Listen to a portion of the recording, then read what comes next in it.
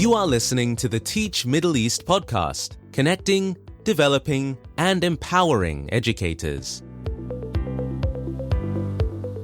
Hey everyone, this is Lisa Grace welcoming you back to another episode of the Teach Middle East podcast Behind the Principal's Desk series. Today I have Patrick Affley, who is the director of the Ajman Academy. So we've gone further afield, people. We have gone all the way over to beautiful Ajman. Now we want to know a little bit more about Patrick, about his school, about his philosophy on education, what drives him, and the work that he's doing. Welcome, Patrick. Hi, Lisa. Thank you for having me on. Really you are most welcome. See, guys, today, even though I am delighted, I didn't say it. I'm on this mission, Patrick, of stop using the word delighted and amazed. Yeah. These words then become sort of numb to people. Yeah. So even though in my heart I am, I'm on a mission to not use those words. Patrick, tell me, what led you to a career in education? All right. So going back, even as a middle teenager, I enjoyed teaching children sports, and I would help out in some local sports clubs, and it got to about 17, 18. I was looking at what to do, and my friends were telling me that I'm really good with younger children, and I responded and related well to them, and basically. From obviously going into university, I chose a career that I swore I wouldn't actually, because my dad was my head teacher in secondary school. My family were all teachers in primary school, so I thought I'm going to do something different. But I really liked PE, and I really liked obviously doing sports clubs and so on with children. And then when you're 17, 18, things happen, and basically, next thing I know, I was on a teaching course, a B.Ed teaching course for 4 years. So I was basically on a primary B.Ed course with PE as a main subject. And as I went through and as I grew and developed, I just really got a love of learning and imparting learning on others and finding out how other children learn. So it was kind of something I swore not to do, but something that I grew into and developed. And originally I wanted to be just a straight up and down PE teacher, but I found that other subjects I really liked history and other subjects, and if you could teach all those other subjects in primary, you could still continue to learn in those. So even though I initially went in with a kind of a PE mindset, that really developed into teaching kind of the whole curriculum in primary. Where did you do your B.Ed? So it's in it's the University of Wales, and it was basically an old teaching college in just outside of Newport in South Wales, in a place called Caerleon, which is an old Roman town. So in that area there was a number of public houses. There's 20 public houses. There was but also there was an old barracks, Roman barracks, and there was an auditorium. A number of other Roman areas, and basically there's an old Roman baths there, so it was right on the River Usk. So as I said, I mentioned before, I liked history, and it was a really good area to learn. And so the Gwent Valleys did lots of teaching practices there, and in Newport City as well. So, and your career in the UK, where did that take you? So where did it start, and where did you go on to? Yeah, so my first teaching post was in Cardiff at a big kind of inner city school, Catholic school, with 500 students. And that was just a year 3 teacher to start off with, and with physical education coordinator duties. And then year 5 there. Now, I did 3 years there, and an opportunity came up to be a middle leader in a school back in Newport. Okay, so and you find this in the UK quite a lot. There were quite a few very experienced teachers in the school that I was in. And you could see, even though you had the capabilities, you knew that there was a pecking order. And in order to move up into middle management, I had to go to another school. And I think with the PE side of things, with middle leadership, especially being pretty young, it gets you out of your comfort shell a bit, your comfort zone a bit. And basically, you're dealing with parents quite a lot. You're organising health and safety, all of these middle leadership responsibilities and roles you kind of do as a PE coordinator. So it gave me a little avenue into middle leadership that way, and a little bit of a drive to want to be a middle leader. So went into Newport, and I was there for 5 years. I went for a few middle leadership roles and deputy roles, didn't get a few of them. And then eventually got a deputy role back in Cardiff. So I was there for 7 years. I was internally promoted then to be head, and I was head there for 2 years. And then the opportunity came up to have a life-changing experience and move to Dubai, which I took 10 years ago now, actually. 10 years ago. Yeah. 10 years in Dubai. Yeah. So your move to Dubai started your headship in international schools. How does it compare to leading schools in the UK? Yeah, very, very different. I mean, when I was in the UK, obviously you've got the governance side of things, the local authority side of things. You have a kind of a clear umbrella above you, and with lots of constraints and so on. And I could see myself there. I was relatively young, being a head teacher, 37, 38. I thought, well, this is me for another 30 years. I thought I wanted something different. So when I moved to Dubai, I definitely got something different, because what happens quite a lot, we're starting new schools. Can you imagine 10 years ago, I came across and the school wasn't ready, wasn't registered as a workplace, numerous things. So obviously with myself, with my family, 4 children, you recognise you're out of that security blanket of your job in the UK. So, but everyone out here, I think, is risk takers, aren't we? We'll all come out here trying to live the dream. But it's absolutely the best move that ever happened for me, because you're dealing with marketing, builders, new owners, Emirati owners, so you're dealing with a number of conversations that you would never have in the UK, and skills that you have to upskill on very, very quickly. That you just wouldn't have the experience of doing that in the UK. It just doesn't happen, because the schools pretty much are all set. They've already been there for a number of years. So that first year was brilliant in lots of ways, because we settled our children in. But also you could see how the landlines in Dubai, you could see which schools are up there already, and you could link up with lots of the heads and kind of get their ideas on things. And that first year was a marketing year. And then the second year, then we started the school off proper, and we could build the school from one step to the other. And I was there for 9 years, and I loved every minute of it. We built a really nice national curriculum for England school, up from 6 kids to start off with to over 750 at the end before I left last year. And it was a wonderful small British community school in DIP, and I loved it there. And at that point, it was the best decision, the best career move that I'd made. Yeah, I can remember hearing your voice on the radio, Patrick. Hi, this is Patrick Affley from Dove Green Primary School. Do you remember that advert? I do, yeah. So I'll be, I don't remember it very well.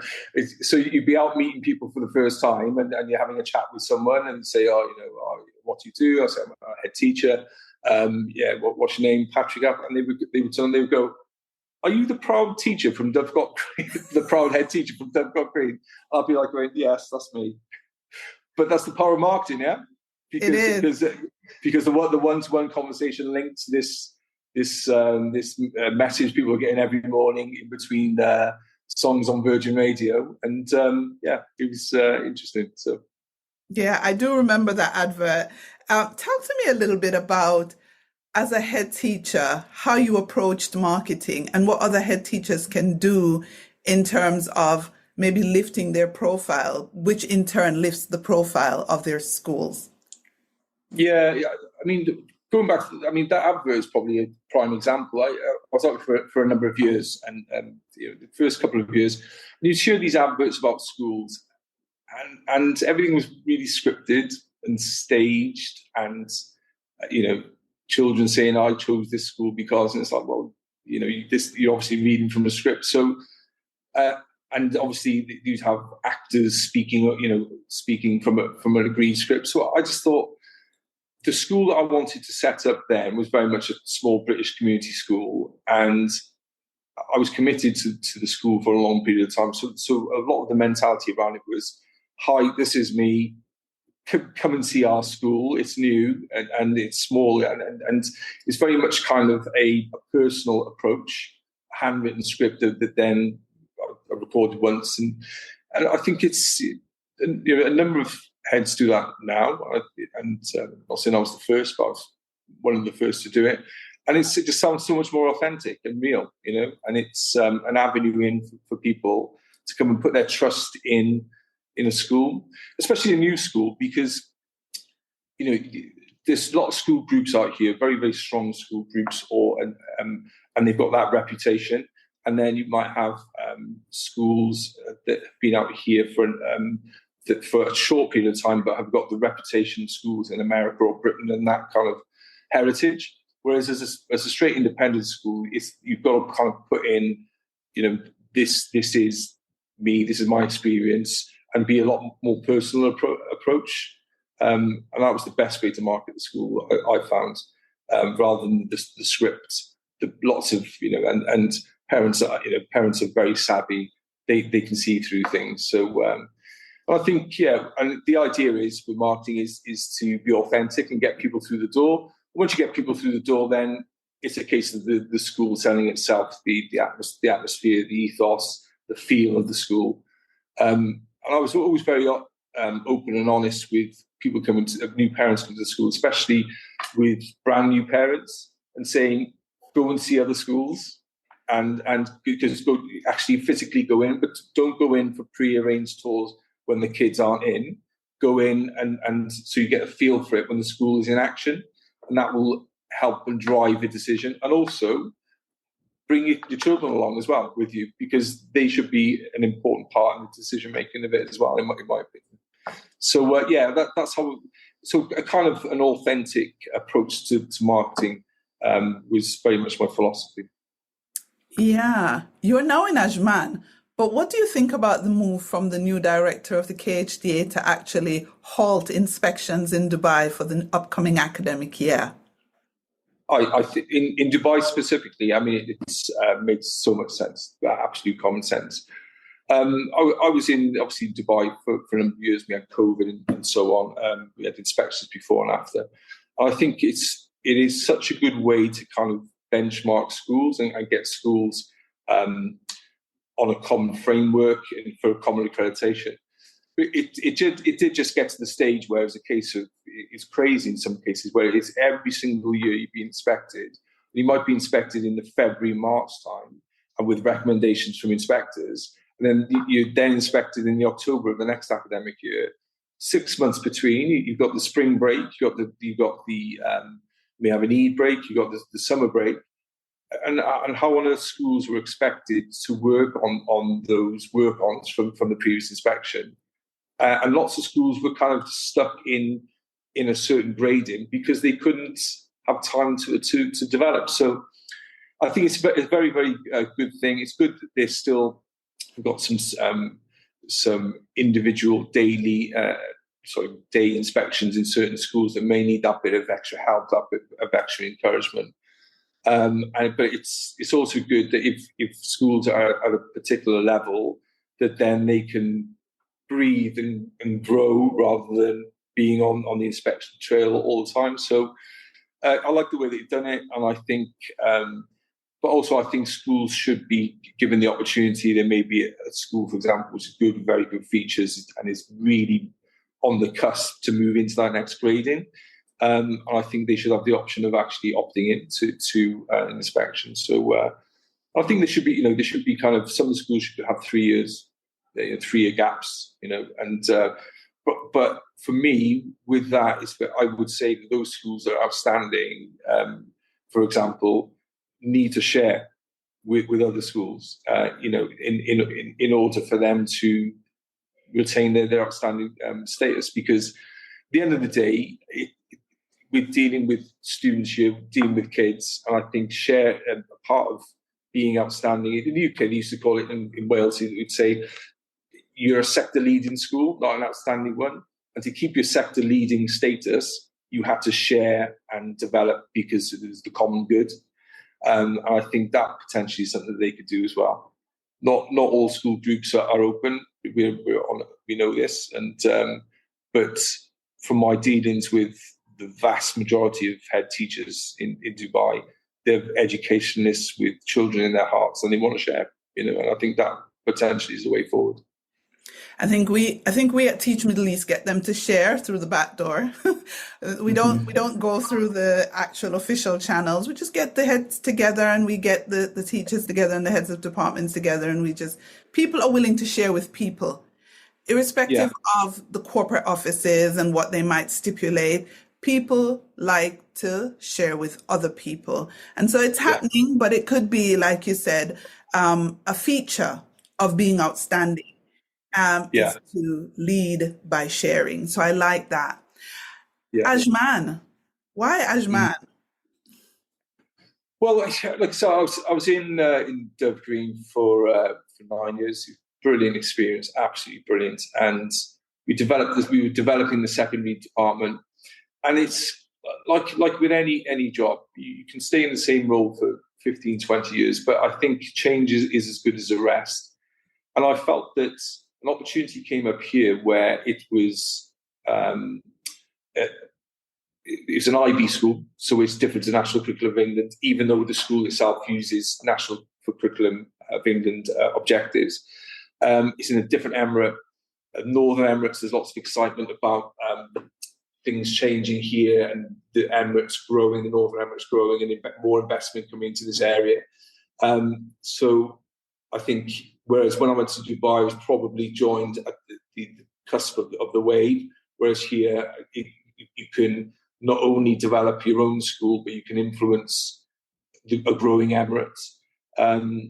Also looked into it as well is, obviously, we've got KHDA, ADEC, and SPEAR as kind of effectively local educational authorities. And here, they've just got a new local educational authority, APIA, Ajman Private Educational Authority. We're considered a leading school in this area, so it was good to think I could influence that and develop and work with other schools in the area on that. So, and it's a number of reasons as well. You get the demography is different. Okay, so it is an IB school, 65% Emirati students, 97% English second language learners, and it's different. Like I said, a change is as good as the rest. And again, for me with my career at that point in time, I felt what was best for my previous school was a new vision, a new set of eyes to take that school to the next level. And coming to this school, is building on my predecessors' work here, is taking it on. So I think it's been, again, another really good choice for me. And and I think it's been a good role to take up, especially at this stage of my career. Brilliant. Quick one. Where are you taking the school to? What's the vision? Yeah. So again, we want to be a leading school in Ajman. We are considered a leading school in Ajman, but as the population is growing, is kind of, again, we want the school to be a beacon school, okay, in the community. So there's a few things we have to get organised within the school itself. But we're an Apple distinguished school, so it's one-to-one iPad school as well. So sharing those things. Also an IB World school as well. So really pushing,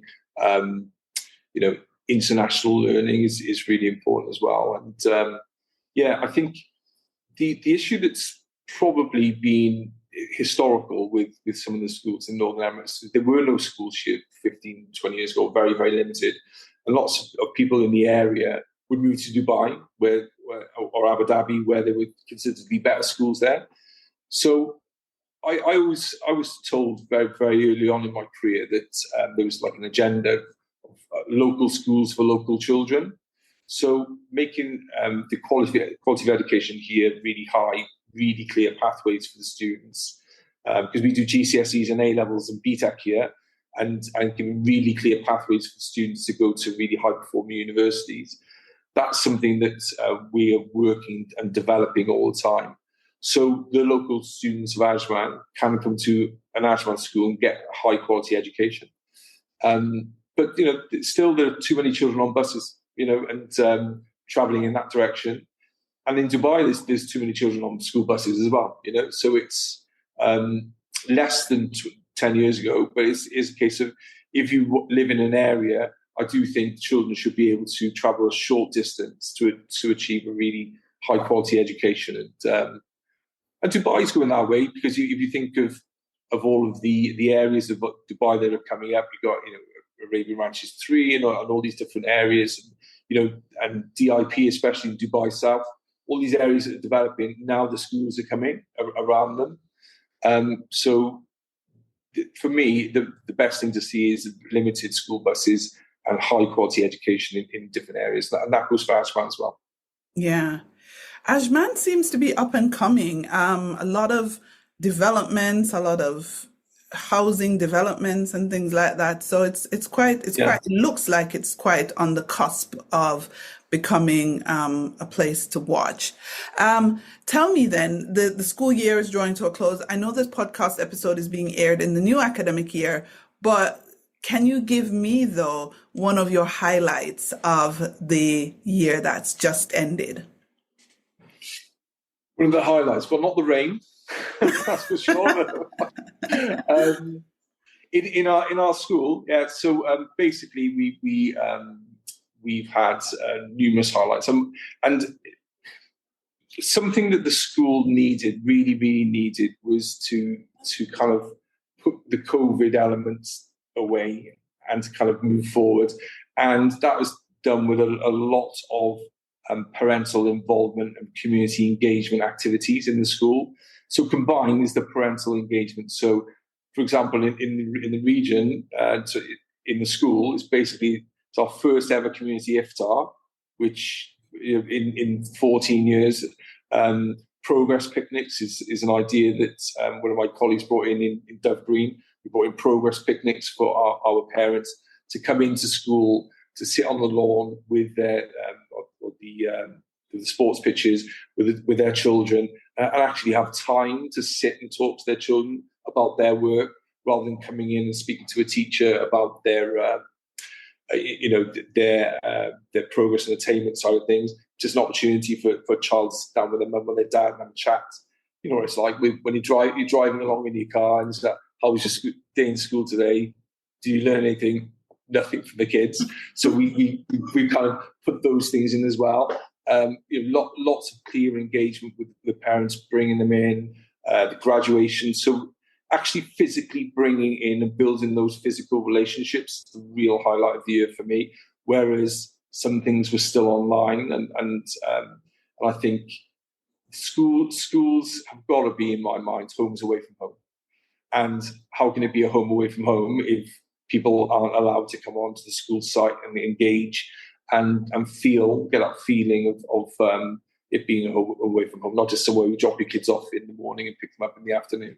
So, definitely community engagement. Long answer. Sorry. Brilliant. I love that. You know why? Because the way the world is getting more and more disconnected, places like schools or places where people come together are going to be pivotal. They're going to be important places because we're going to desire more touch points of physical presence with human beings. When everything is going remote, what remains physical becomes of higher value, I think, in my humble opinion. Thank you, Patrick, for sharing about your school. You're a dad to 4 kids. Let's talk dad duties. Yeah. How do you manage that? How do you manage being a busy principal and a father of 4? Yeah, so my wife's a teacher as well. So she works at school in Dubai, in Des, and so currently when we first came over, we were a part of the Repton group. So we have the 4 children in one place. The activities were in one place. and it was relatively straightforward. But you know how it works. The children then started to go to different schools and had different clubs and wanted to join this club. So, very, very quickly, the dream, it turned into taxi driving left, right, and centre with the kids, which is common for all parents in Dubai. But for me, the touchstone of finding out whether we made the right decision or not is when we went back to the UK every summer, and to gauge, say, we're flying next week back to Dubai, whether the kids wanted to come back. Every year they wanted to come back to Dubai. So the sports, because we still live in Dubai, so the sports never cancelled, and high quality and so on. So the sporting side of things worked really well.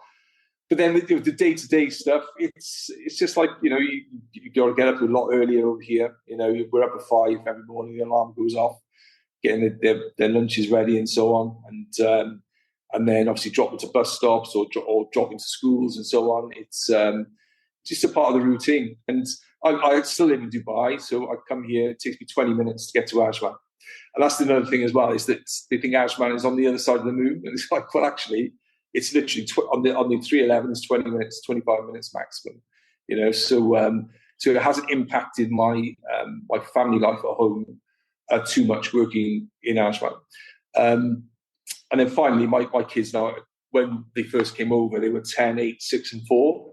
And now they're 21, 19, 17, 15. So they're all, I've got 2 children in university in the UK.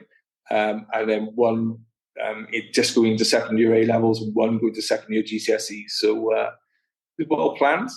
And it is tough having a couple of your kids in the UK. I'll be honest with you. And it's, you want to see them, don't you? And you want to be 5 minutes away. But saying that, though, even in university, if we were in Wales and they were in Leeds, it's still 5-6 hours to get to see them. And it's a 10-hour flight here, door to door, pretty much 10-12 hours. So it's not that far. But I think they find it a bit tough sometimes. But it's interesting. The other interesting thing as well is the gauge of you bringing your family over here is where do those older 2 want to be? Where do they consider home is? And it's Dubai. So my eldest is finishing his final year this year, and he wants to come back and he wants to work in Dubai and contribute to the environment here. So, which is interesting. You wouldn't think that 10 years ago, but that's the case for them. So. Yeah, I think they do. I think they do think it's home because my sons, obviously, they're still in secondary school. But when we go back to the UK for the summer, their thing is, oh, when are we going home? And they don't think of the UK as home. But it's very understandable because they've grown literally their entire lives here. They were born in the UK and they've grown all their lives here since they were 6 weeks old. We brought them back at 6 weeks. So that is how much they don't know the UK. But in terms of your downtime, though, Patrick, what do you do to relax? What do you do because the commute might not be as hideous as I thought it was, but you still need time to unwind. So what do you do? Yeah, so obviously, apart from taxi driving, so it's like we do, myself and my wife, we do a bit of running, even though I'm not a runner, but I don't look like a runner, but we try and do some exercise. So we try and, when we are going to take my daughter to netball, for example, we're there for an hour and a half, 2 hours, she might be umpiring, whatever. We then build in some fitness time there, or we would go to a cafe or whatever and spend some quality time rather than, the digital distraction just sitting there for an hour while you're waiting. So we building a lot of time there. We love hiking, things like that. And my youngest son, and it's funny, isn't it? Because at my age, your friends tend to be acquaintances that you've built a relationship with because of your kids. So it's like that might be parents in the same class and so on. And that's the same thing with the activity. So my youngest son, he does brilliant club called Vikings, which is basically Australian life saving down at the beach. And it's really good. It's a bit like swimming and running, and obviously they teach them life saving and so on. So he's down there Friday afternoon, Saturday morning, Sunday morning. So what that has done has meant that we go down, shorts on, trainers on, and so on, and we go to the beach, and because, like you said, work sucks you in, doesn't it? Yeah, and you're tired, you go home, you're on to tea, and then days go on, and you haven't done anything, and that's kind of driven us then to make the bet boost. I mean, Dubai is one of the best holiday destinations in the world, isn't it? And it's like, I think you've got to remind yourself of that. And him having those clubs on the 3 days meant that 3 times on the weekend we're down at the beach, hopping in the sea, we'll take a kayak with us, we'll do a bit of running, might go for a breakfast or whatever. So really helps with that quality downtime. And it was by luck rather than design, So it's, but making the most of the opportunities whilst being here, I think is really important as well. Brilliant. Yeah. And the thing about driving your kids around, which I know too well about, is that you get to understand their world. I really chat to them a lot in the car and talk to them about what's going on and how they're feeling about things. And I don't think if I weren't transporting them everywhere, I would get that opportunity. So it's really good. It's good fun. And then you've turned it into your fitness as well. So that's actually brilliant. This podcast will air when the summer break is over. But what is summer looking like, or would have looked like for you this year? Yeah, summer. I mean, it's we fly out on the 6th of July, and then we always fly into Heathrow, into London, and kind of and stay in like a cheapy Premier Inn hotel in Heathrow, and just decompress. And it's a bit of a tradition where we jump on the tube, go into London, walk, see the sights in London, walk around. We all stay in the same Premier Inn in Terminal 4, even though we might fly into Terminal 3, we go to the same hotel. And we do that for a few days, and then we decompress, and then we work our way along the M4 corridor. We're doing Centre Parks for 4 days, then to West Wales and seeing families for a week, and then Spain for 2 weeks, and then back to the UK, seeing family again, and then off back to Dubai. So, it's a busy time. But one thing that's, again, we do have to be a bit selfish as well, because what we were finding that we were coming back home for the summer break, we were the ones driving around to see everyone. Before you know it, the holiday's gone, and you haven't decompressed, you haven't relaxed and chilled and have quality family time. So it's important to kind of block that in, but also block in, a week in West Wales and a week here, and 2 weeks we're going to Spain for 2 weeks for a number of reasons. It's obviously to get guarantee the sun. The cost of living in the UK is so high. You're better off going to Spain for a few weeks, having better quality food, but also that is a holiday rather than living out of a suitcase. As great as it is seeing family, but you do need your downtime as well. So we've learned to block in these times. Family time is so important. Seeing relatives are getting older, and that's important to spend time with them. But also you've got to think of yourself and your family as well to block that family time. Brilliant. I like that idea of taking. My family would rebel, though. That's the thing. So what we try to do is we try to take the holiday on this end. So we fly from Abu Dhabi, because I'm based in Abu Dhabi, to somewhere. Yeah. So it might be Greece or Spain or Italy or somewhere. And then we have a holiday, just my husband and I and the kids.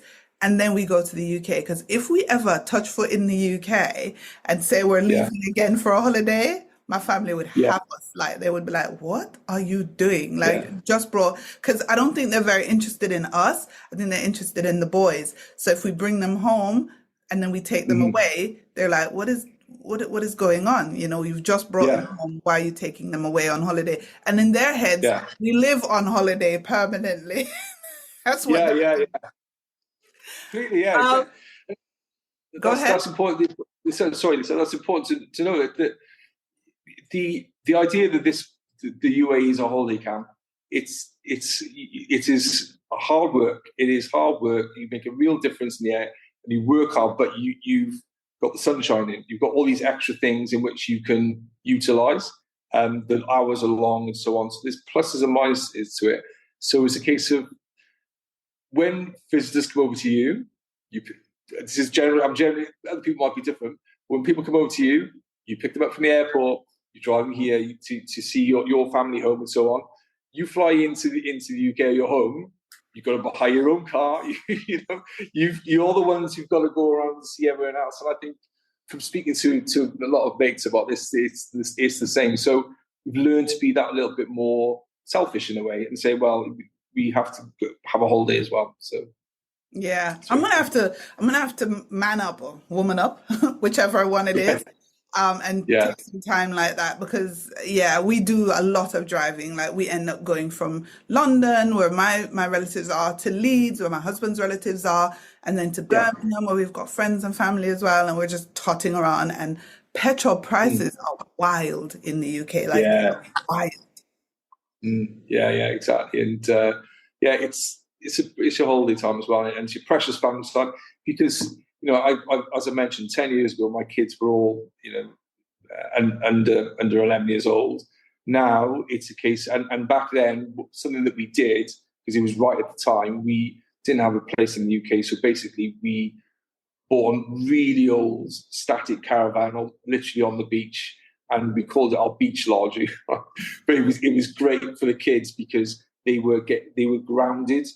And, the dishes don't do themselves and the room doesn't get tight unless you do it. So that was really good then.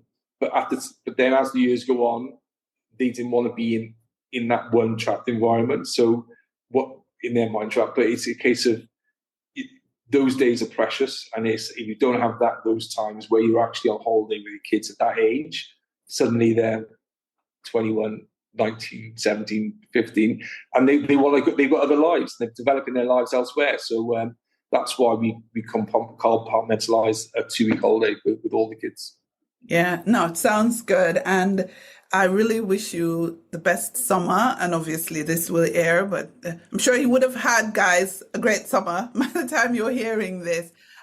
Final question, and this is a general question that I love to end the podcast on. And it is, what in education, generally in education right now, excites you? Excites me. Well, I would give the answer of the AI side of things, but it's young leaders and young learners excite me. I think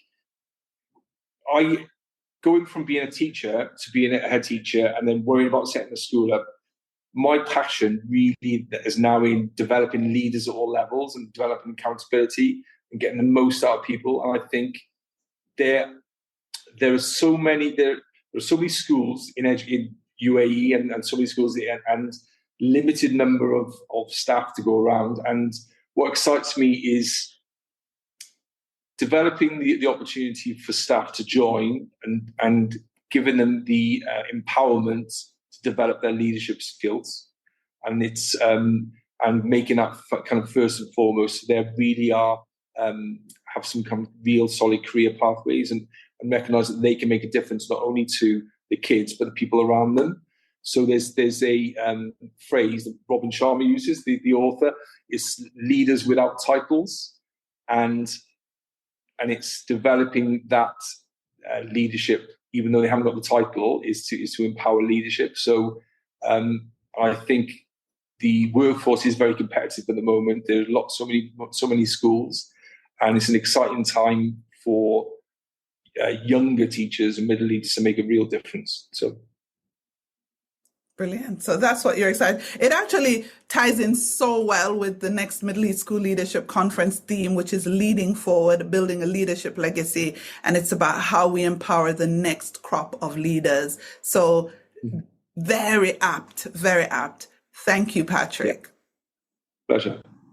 Yeah, it's a big thing. And I think leadership now isn't a closed shop. To be the best leader you can be, you've got to get the right people in the right places and empower them. And I think, it's teaching is a kind of profession where I don't want to hear that's not on my job description. As soon as I kind of hear that kind of mentality, I think, well, teaching is about giving more and giving the opportunity to give more. I think if teachers and middle leaders are empowered and have the safe space to grow, I think that only develops the school and only develops the children. So it's great. I look forward to joining that leadership conference. It sounds great. Brilliant. Thank you so much for being on the podcast with me today, Patrick. Pleasure, Lisa. Thanks. Have a lovely summer. Thank you for listening to the Teach Middle East podcast. Visit our website, teachmiddleeast.com, and follow us on social media. The links are in the show notes.